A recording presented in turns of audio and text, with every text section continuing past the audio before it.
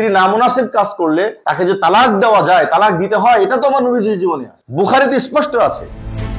ধর্মীয় আদর্শে বিবাহে নিশ্চয়তা দেওয়ার প্রতিশ্রুতি, কিন্তু এর আড়ালে নাকি চলছে ভয়ঙ্কর প্রতারণা। শরিয়া ভিত্তিক প্ল্যাটফর্ম আইডিয়াল ম্যারেজ ব্যুরোর প্রতিষ্ঠাতা মুফতি মামুনুর রশিদ কাশিমির বিরুদ্ধে এবার তৃতীয় স্ত্রী পরিচয়ে ভয়াবহ অভিযোগ এনেছেন এক নারী। 1 বছরের সংসার, মৌখিক কাবিন, তারপর পরিত্যাগ ও জোরপূর্বক গর্ভপাত, এমনই মর্মান্তিক অভিজ্ঞতা তুলে ধরেছেন তিনি সামাজিক যোগাযোগ মাধ্যমে। 16 অক্টোবর তামান্না খাতুন নামে এক ফেসবুক আইডি থেকে দেওয়া একটি পোস্টে এসব অভিযোগ করা হয়। পোস্টে তিনি লেখেন, আমি মুফতি মামুনুর রশিদ কাশিমের তৃতীয় স্ত্রী।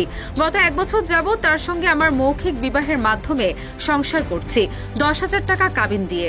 আইডিয়াল ম্যারেজ ব্যুরো মেয়েদের সংসার দেওয়ার কথা বলে 1 মাস 2 মাসের জন্য কিছু কিছু বড়লোক লোকের সঙ্গে কন্টাক্টে বিয়ে দেয়। পরে তারা ডিভোর্স দেওয়ার পর প্রশ্ন করলে বলে বউ বেশি তর্ক করে, তাই ছেড়ে দিয়েছি। তিনি অভিযোগ করে লিখেন, এসব নিয়ে তর্ক করতে গেলে এক পর্যায়ে আমাকে মুখে তালাক দেয় কাশিমি। কিন্তু তালাক হওয়ার পরেও সে আমার সঙ্গে অবৈধভাবে মেলামেশা করে। সে সময় আমার গর্ভে একটি বাচ্চাও আসে। বাচ্চা আসার আগে সে আমাকে ঘর থেকে বের করে দিয়ে বলে আমার মামার বাড়িতে গিয়ে থাকতে। কয়েকদিন পর ডাক্তারের কাছে গিয়ে খবর পাই আমি গর্ভবতী ছিলাম। আমি কাশিমিকে এই খবর জানালে সে বলে এটা অবৈধ সন্তান। পরে সে এবং তার দুলাভাইয়ের প্রথম স্ত্রী জোর করে আমাকে ওষুধ খাওয়ায়।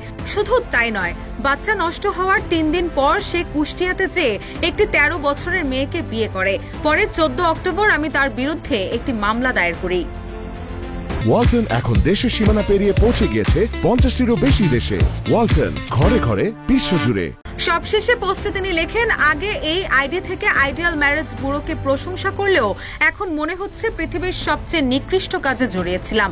আমি চাইলে নতুন করে জীবন শুরু করতে পারতাম, কিন্তু ওদের থামানো জরুরি, না হলে আরো অনেক নারী প্রতারিত হবে।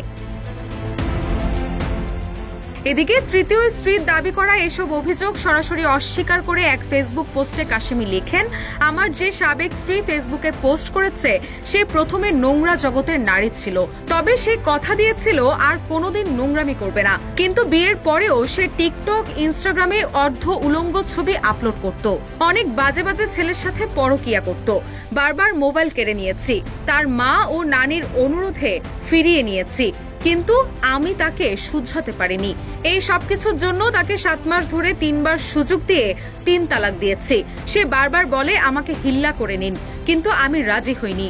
বিস্তারিত কাল বাদ মাগরিবের পর বলবো ইনশাল্লাহ।